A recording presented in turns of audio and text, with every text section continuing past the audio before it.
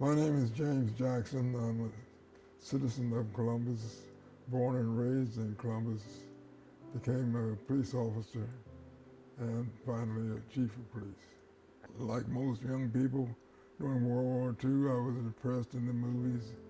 I saw Sands of Iwo Jima, John Wayne, and I thought he was very heroic. And I wanted to be a Marine like he was, and heroic like he was, and joined the Marine Corps. And I thought I too would be a hero. And I didn't know until after I got actually I got out of the Marine Corps before I found out that blacks weren't allowed to be Marines. I went in the Marine Corps after graduating from high school in January of '51. I joined the Marine Corps immediately, thinking I was going to be a John Wayne type Marine. To my sadness, I was assigned to Monfort Point, which I later found out was where all black Marines had been trained in the segregated Marine Corps. And I was assigned to a cook school. Then I was assigned to a 2-battalion area in Camp Pendleton. And there was over 2,000 Marines, and I was the only black Marine in there. I ended up being promoted to the rank of sergeant in 13 months. And I was the only one that got that far of the 2,000 Marines in 13 months. And to their surprise and mine too, it was quite an honor.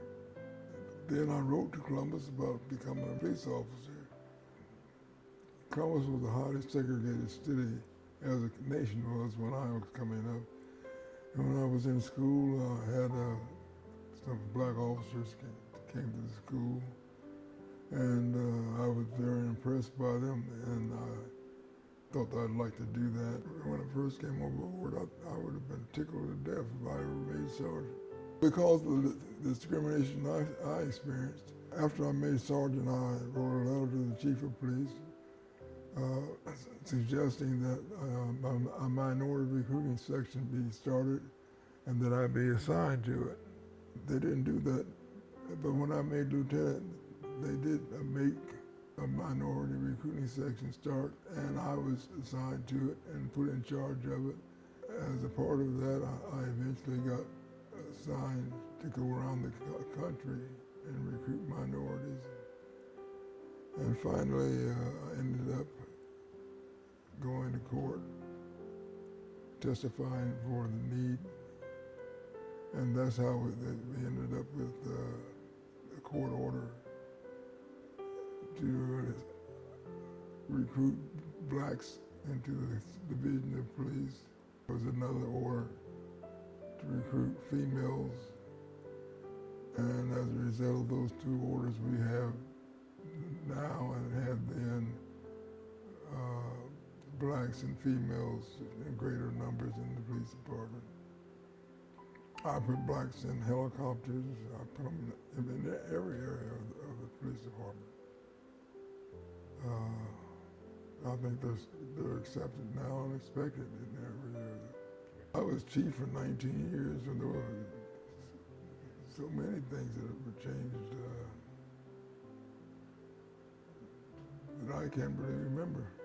Columbus has an outstanding police department, and there are, of course, times when an individual officer makes a mistake, but that's not the whole department. Everything is always based upon change, and change means different. And the best thing about change is it can get better.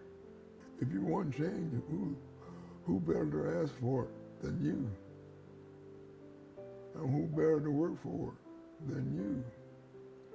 If you aren't going to work for it, what the hell are you going to ask other people to do? It says in the Bible, and they shall be my ministers of justice. And that's what I consider myself to be. Well, I used to tell them all, do justice, love mercy, walk humbly. Do justice, love mercy, walk humbly.